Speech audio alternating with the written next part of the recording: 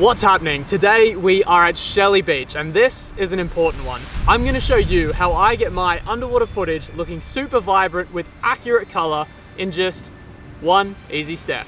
You ready?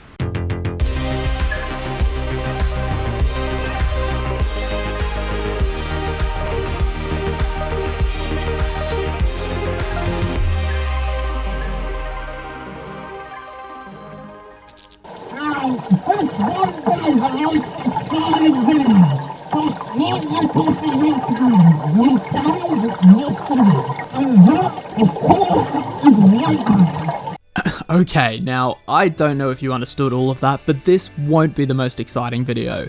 But this is one of the most important things you can do when filming underwater, and at only 3 meters deep, this shot shows how different your footage will look with different modes, even in shallow depths. And the deeper you go, the bigger the difference you'll notice. This was at 7 meters, and as you can see, the auto white balance is almost completely unusable, with the auto underwater adding a weird yellow hue to the footage. Going deeper to 10 meters, the auto white balance gives us this nice crisp 50 shades of green, with the auto underwater again still correcting with a bit of a yellow hue. Similarly, the manual white balance mode giving off a nice crisp image with some white sand and some blue water.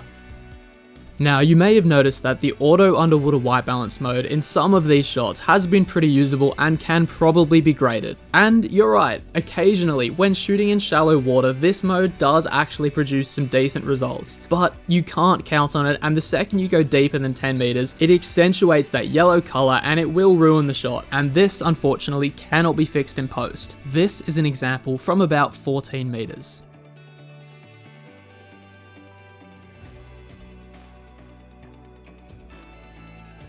As a clear water example, this was shot in about 10 meters of water at Tiger Beach in auto white balance, and as you can see, the camera has not recorded any of the red colors, leaving the shot blue and green. And unfortunately, this cannot be fixed in post, with every attempt of adjusting the white balance and adding back some of that natural red light breaking the shot.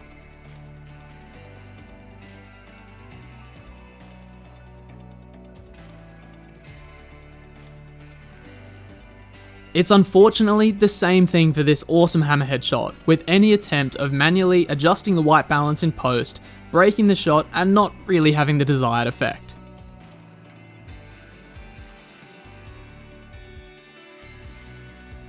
Now compare this to a shot where manual white balance was used, and you immediately see the immense differences in color between the two shots.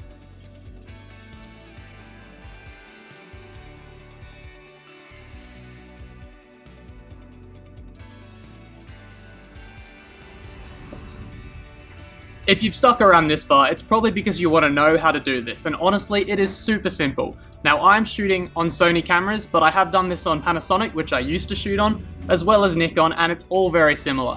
Canon, there's a very slight difference, but it's pretty much exactly the same. So, on these cameras, what you do, you hit white balance, you scroll right to the bottom, where it says Custom White Balance Setup, you hit OK, and you'll get a little circle in the center of your screen asking you to take a photo of something white.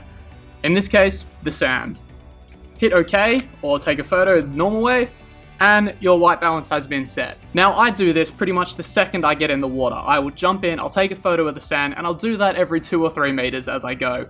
If you don't have white sand, take a photo of your dive buddy's tank if you've got a white pair of fins, potentially that, or if not, they make specialized white balance slates specifically for this purpose. I hope you guys liked this video and you learned something. If you did, let me know, and if you want more like this, let me know what you're interested in. Otherwise, I'll see you next time.